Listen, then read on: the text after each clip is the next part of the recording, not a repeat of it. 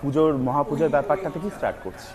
একমাত্র শারদীয়া দুর্গাপুজোই এমন একটা অনুষ্ঠান যেটাকে মহাপুজো বলেই কিন্তু অভিহিত করা হয়েছে। তার কারণ দুর্গাপুজোর মতো আরও, শারদীয়া দুর্গাপুজোর মতো আরও একটি অনুষ্ঠান আছে, বাসন্তী দুর্গাপুজো, জগদ্ধাত্রী পুজো, অন্নপূর্ণা পুজো, এরকম অনেক বড় বড় পুজো আছে, কিন্তু শারদীয়া দুর্গাপুজোকেই মহাপুজো বলে অভিহিত করা হয়েছে।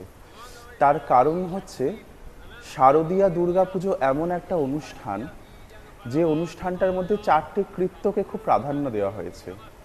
যে অনুষ্ঠানটাগুলো হচ্ছে, প্রথম হচ্ছে স্নপন, তারপরে হচ্ছে পূজন, বলি এবং হবন।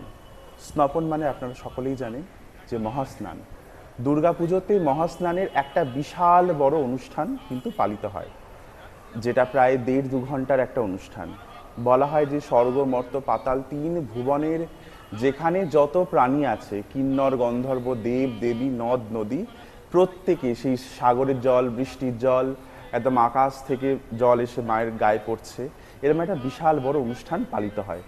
রাক্ষস যারা রয়েছে তারা পাতাল থেকে উঠে এসে বিভিন্ন মাটি, দুর্গাপুজোয় যেমন দশম মৃত্তিকা আছে, বেশ্যাদার মৃত্তিকা, বরাহদন্ত মৃত্তিকা, তারপরে অশ্বপদ মৃত্তিকা, চতুষ্পদ মৃত্তিকা, নদীর উভয় কূলবর্তী মৃত্তিকা।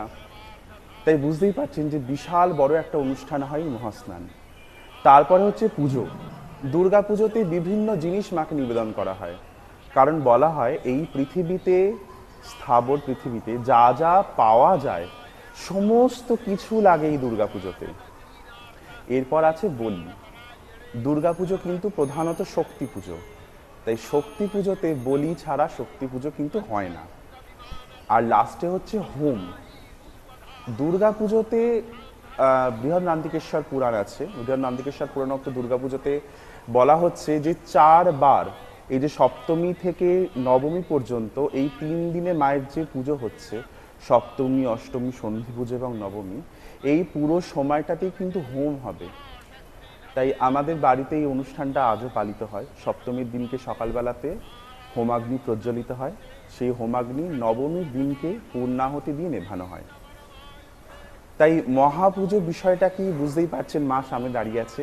ছোটবেলা থেকে এই জিনিসটা আমি দেখে বড় হয়েছি। আপনারা হয়তো বাংলার আরও অনেক ফ্যামিলিতে, অনেক জায়গায় দেখতে পাবেন যেখানেতে এইভাবে দুর্গাপুজো পালিত হয়।